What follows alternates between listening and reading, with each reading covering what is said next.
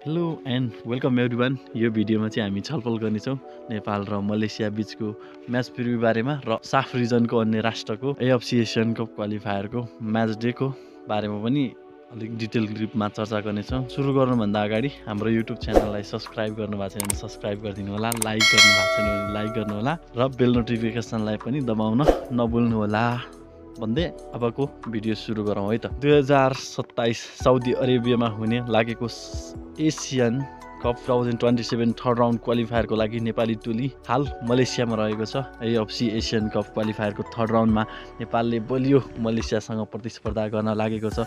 सम्म एफमा मलेसिया र नेपाल आमुने सामुने हुँदैछन्। सोही दिन लाओसले भियतनामसँग सामना गर्नेछ AFC Asian Cup qualifier third राउन्डको। नेपाल र मलेसिया बीचको खेल चाहिँ आउँदो मार्च 25 तारिकमा हुनेछ। नेपाल र मलेसिया बीचको खेल नेपाली समयअनुसार 7:45 PM बाट म्याच किकअफ हुनेछ। मलेसियाले 4 महिना अगाडि एएफएफ कप खेलेको थियो। त्यतिखेर मलेसिया ग्रुप स्टेजबाट नै बाहिरिएको थियो। मलेसियाको अहिलेको रिदम भने खासै लय लाग्दो छैन। मलेसियाले क्याम्बोडियासँग 2-2 को बराबरी, टिमोर लेस्टेलाई 3-2 ले हराउँदा थाइल्यान्डसँग 1-0 र सिङ्गापुरसँग 0-0 को बराबरी खेलेको थियो। भर्खरै नेपालले पनि इन्टरनेसनल फ्रेन्डली खेलेको थियो, जुन खेलमा सिङ्गापुरलाई हराएको थियो। नेपालले नोभेम्बर महिनाको फिफा विन्डोमा 2 महत्त्वपूर्ण खेल खेलेको थियो। ताजिकिस्तानसँग 4-0 ले पराजित हुँदाखेरि चाहिँ अफगानिस्तानलाई चाहिँ 2-0 ले जितेको थियो। त्यो 2-0 ले जित्दाखेरि अफगानिस्तानसँग रोहित छन् र जिलेस्पी जन कार्कीले गोल लगाएका थिए। भर्खरै मात्रै सम्पन्न इन्टरनेसनल फ्रेन्डली म्याचमा नेपालले सिङ्गापुरलाई 1-0 ले पराजित गरेको थियो। त्यो खेलमा पनि जिलेस्पी जन कार्कीले गोल गरेर नेपाललाई जित दिलाएका थिए। मलेसियालाई यदि नेपालले बिट गर्दैछ भने एएफसी एसियन कपको लागि नेपालको लागि अझ केही सहजता हुन सक्छ छनौट हुनको लागि। नेपाल र मलेसिया बीचको खेल निकै इन्ट्रेस्टिङ हुनेमा कुनै दुई मत छैन।